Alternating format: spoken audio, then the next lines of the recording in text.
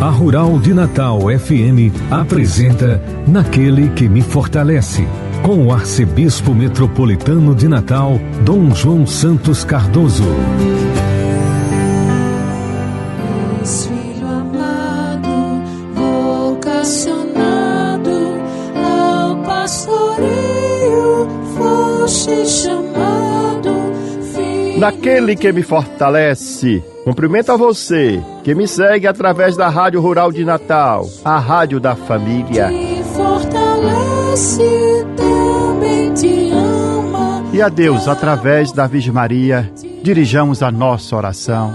Ave do mar estrela, bendita Mãe de Deus, fecunda e sempre virgem, portal feliz dos céus. Ouvindo aquele ave do anjo Gabriel, mudando de Eva o nome, trazei-nos paz do céu. Ao cego iluminai, ao réu livrai também, de todo mal guardai-nos e dai-nos todo bem. Mostrai ser nossa mãe, levando a nossa voz, a quem por nós nascido, dignou-se vir de vós. Suave mais que todas, ó Virgem sem igual, fazei-nos mansos puros, guardai-nos contra o mal.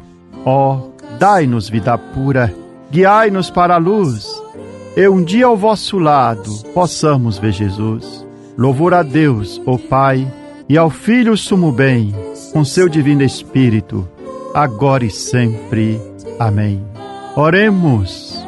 Ó Deus Todo-Poderoso, pela intercessão de Maria, nossa Mãe, socorrei os fiéis que se alegram com a sua proteção, livrando-os de todo mal neste mundo e dando-lhes a alegria do céu, por nosso Senhor Jesus Cristo, vosso Filho, na unidade do Espírito Santo. Proclamação do Evangelho, com Dom João Santos Cardoso.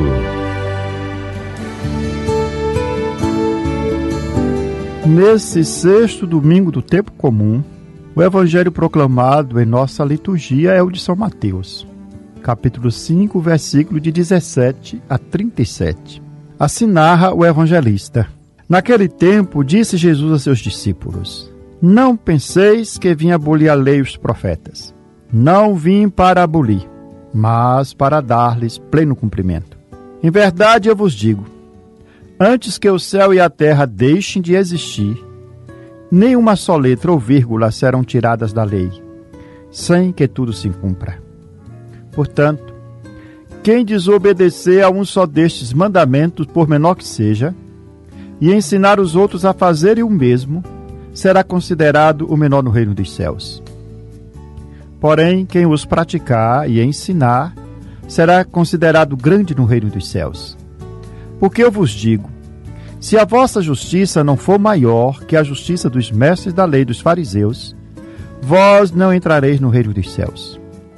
Vós ouvistes o que foi dito aos antigos, não matarás. Quem matar será condenado pelo tribunal. Eu, porém, vos digo, todo aquele que se encoleriza com seu irmão será réu em juízo. Quem disser ao seu irmão patife, será condenado pelo tribunal. Quem chamar o irmão de tolo será condenado ao fogo do inferno. Portanto, quando tu estiveres levando a tua oferta para o altar, e ali te lembrares que teu irmão tem alguma coisa contra ti, deixa tua oferta ali diante do altar, e vai primeiro reconciliar-te com teu irmão. Só então vai apresentar tua oferta. Procura reconciliar-te com teu adversário enquanto caminha contigo para o tribunal. Senão o adversário te entregará ao juiz, o juiz te entregará ao oficial de justiça, e tu serás jogado na prisão. Em verdade eu te digo, dali não sairás, enquanto não pagares o último centavo.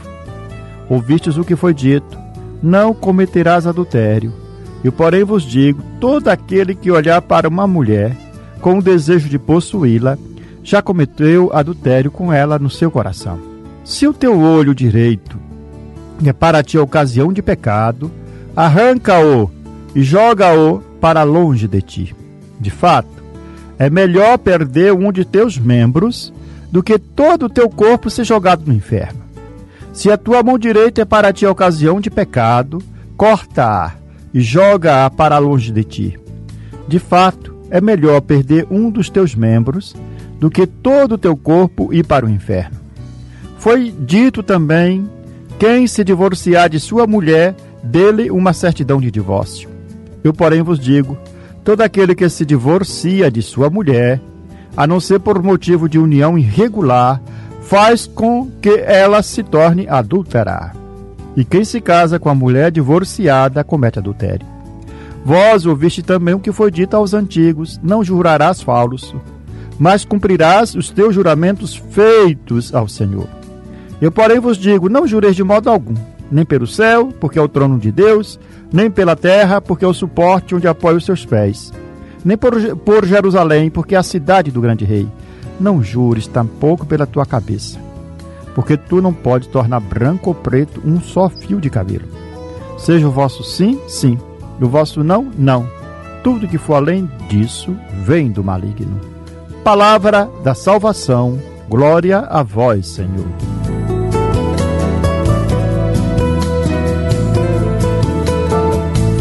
O Evangelho segundo Mateus, proclamado neste sexto domingo do tempo comum,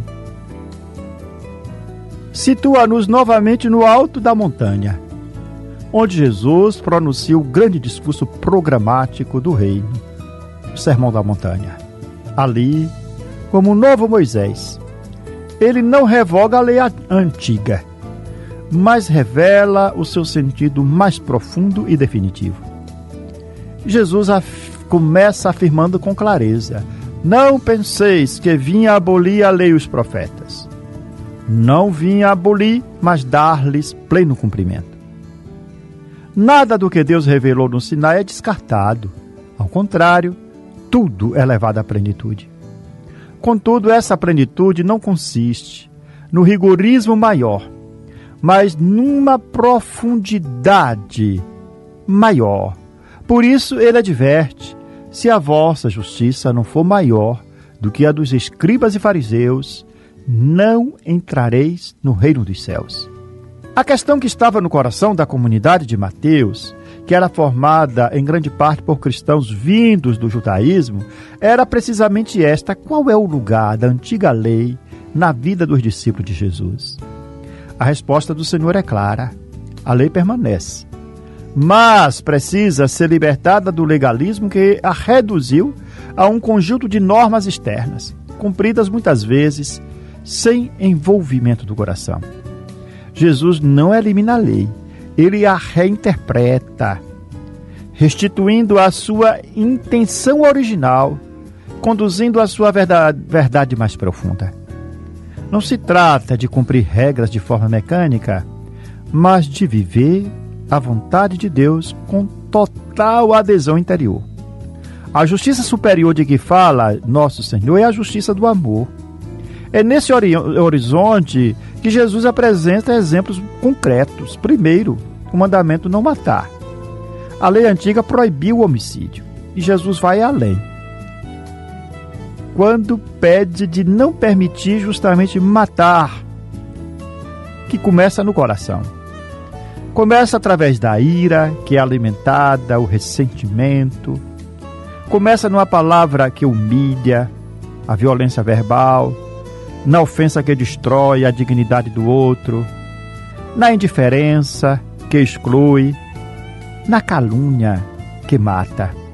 Há muitas formas de tirar a vida do irmão. A calúnia que mata a reputação de uma pessoa, o desprezo, a agressividade, a recusa de reconciliar-se. Por isso o Senhor afirma que antes de oferecer a oferta e celebrar o culto, é preciso reconciliar-se com o irmão. A comunhão com Deus não pode coexistir com a divisão e o ressentimento. Não é possível celebrar a Eucaristia, celebrar a palavra, celebrar o culto, se nós estamos com o coração cheio de ressentimento. Por isso, antes de fazer a oferta, Jesus pede de primeiro nos reconciliar com o nosso irmão.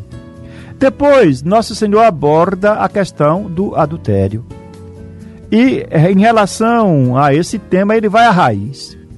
O pecado não começa no gesto externo, mas no desejo que é cultivado interiormente, no olhar que transforma o outro em objeto.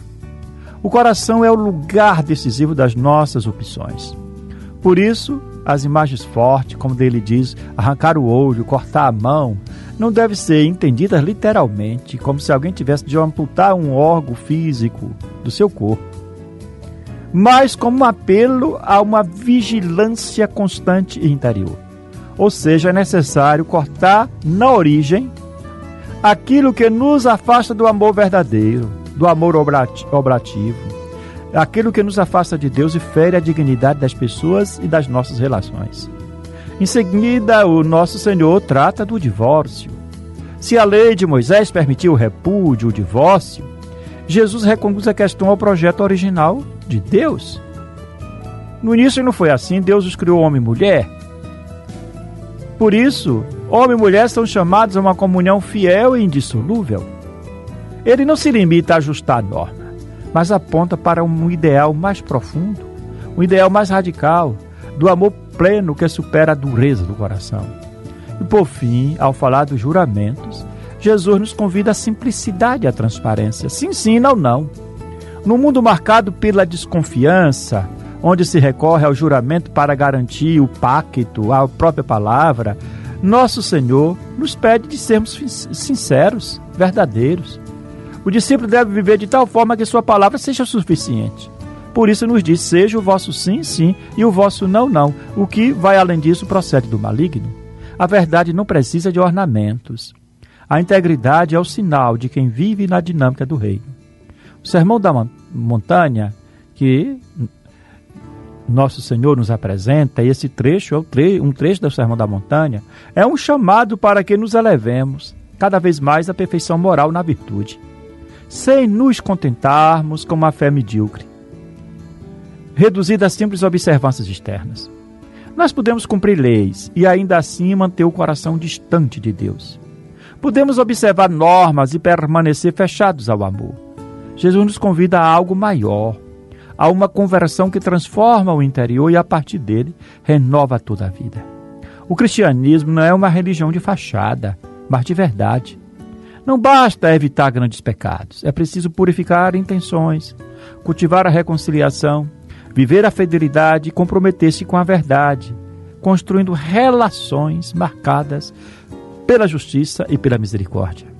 Somos chamados à santidade, esse é o objetivo de vivenciar o Sermão da Montanha, as bem-aventuranças.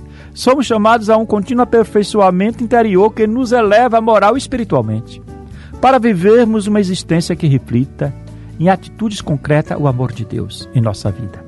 A lei, quando acolhida e vivida segundo o Espírito de Jesus, deixa de ser um peso e torna-se caminho de liberdade.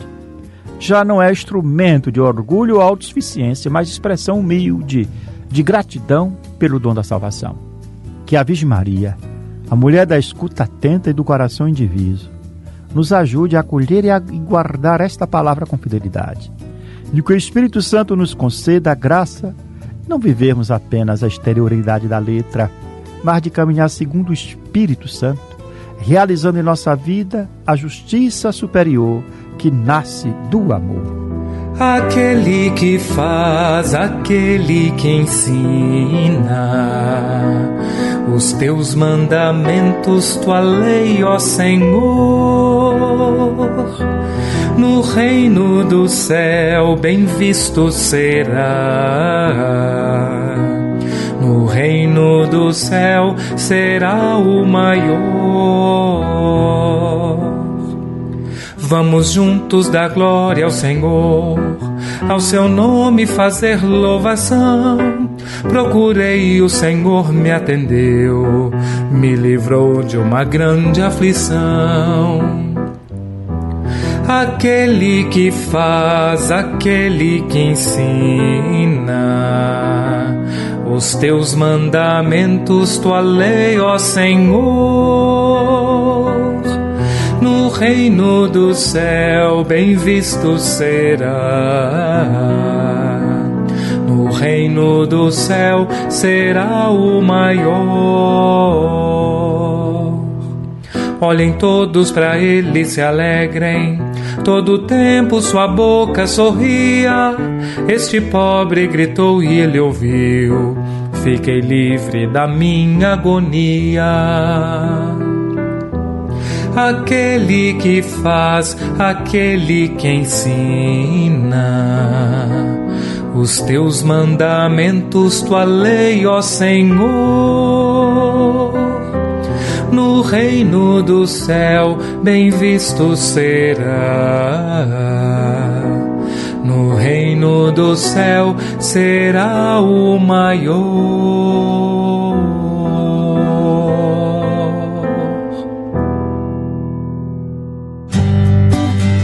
Você está ouvindo Naquele que me fortalece, com Dom João Santos Cardoso. Palavra que evangeliza.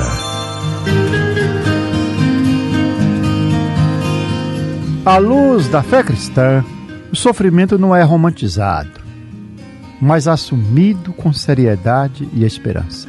O cristianismo não nega a dor, mas afirma que Deus a assumiu em si mesmo. No centro da fé cristã está aquela convicção de que o sofrimento humano foi habitado por Deus em nosso Senhor Jesus Cristo.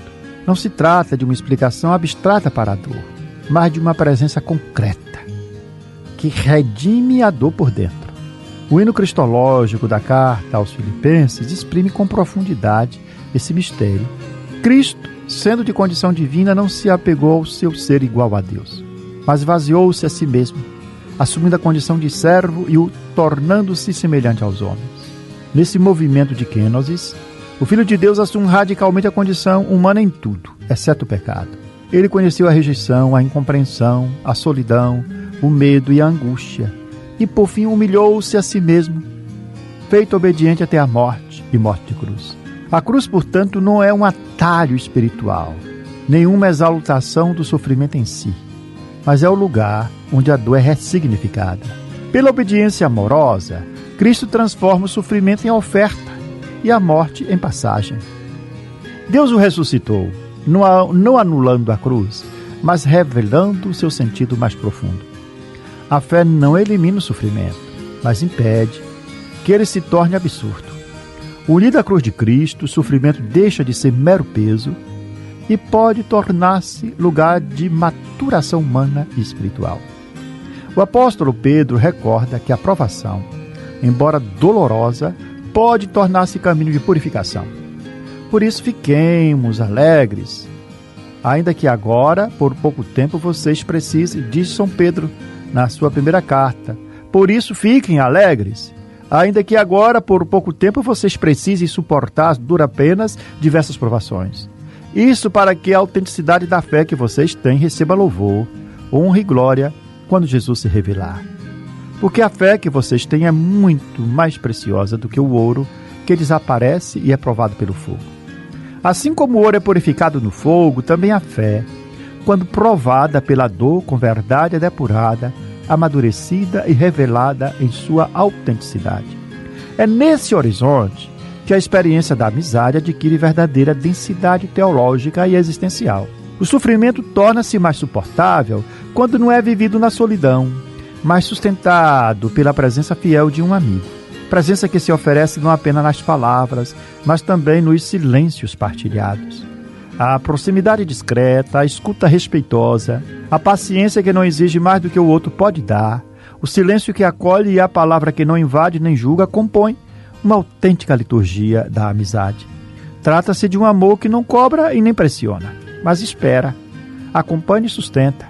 A maneira daquele amor descrito pelo apóstolo. O amor é paciente, tudo sofre, tudo crê, tudo espera, tudo suporta.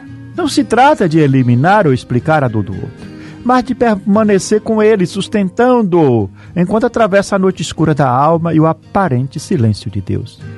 Quando a alma ferida encontra acolhimento, sem exigência de perfeição, o sofrimento deixa de ser destrutivo e pode tornar-se formativo. Há dores que não decorrem de falhas morais, mas da própria condição humana e da sensibilidade da alma. Quanto mais uma alma sensível, nobre, Marcada pela delicadeza espiritual e pela honestidade afetiva, tanto mais ela se expõe à dor. Mas também se torna capaz de maior beleza, profundidade e verdade. Não se trata de fraqueza, mas de humanidade em estado puro. O sofrimento, quando assumido, acolhido, vivido e ressignificado, pode tornar-se lugar de redenção. O inverno não tem a última palavra. O sol, ainda que velado, não deixou de brilhar. E às vezes, basta uma amizade verdadeira para sustentar a travessia. A Rural FM apresenta toda sexta-feira programa Naquele que me fortalece, com Dom João Santos Cardoso, arcebispo metropolitano de Natal. Um programa para o povo de Deus. Rural FM, a rádio da família. 91.9. Aquele que me fortalece é o Senhor. Aquele que me fortalece é o Senhor. Aquele que me fortalece, ó irmãos, por Cristo a missão acontece. Naquele que me fortalece, assim concluímos esse nosso programa com esta oração, que devemos recitá-la todos os dias. Meu Deus, dai-me sempre a alegria de viver. Dai-me força para superar qualquer obstáculo. Não permita que eu me sinta fracassado. Erguei-me quando estiver abatido. Libertai-me quando estiver oprimido. Sustentai-me para que eu não caia em nenhuma tribulação. Que não falhe jamais minha fé em vós. No meio da tempestade, quando tudo parece perdido, minha fé esteja sempre ligada a vós. Senhor, meu coração confia em vós, porque sois fiel a mim e em todos os momentos. Amém. Eu sou o pão que dá vida, o pão para um mundo novo, que nutre, alimenta e sacia o caminhar do meu povo. Seja bendito o nome do Senhor, agora e para sempre. A nossa proteção está no nome do Senhor, que fez o céu e a terra. Que a bênção de Deus Todo-Poderoso, Pai, Filho e Espírito Santo, desça sobre vós e permaneça para sempre. Amém. Aquele que me fortalece é o Senhor. Aquele que me fortalece é o Senhor. Aquele que me fortalece, ó irmãos, por Cristo a missão acontece. Você ouviu Naquele que me fortalece, com o arcebispo metropolitano de Natal, Dom João Santos Cardoso.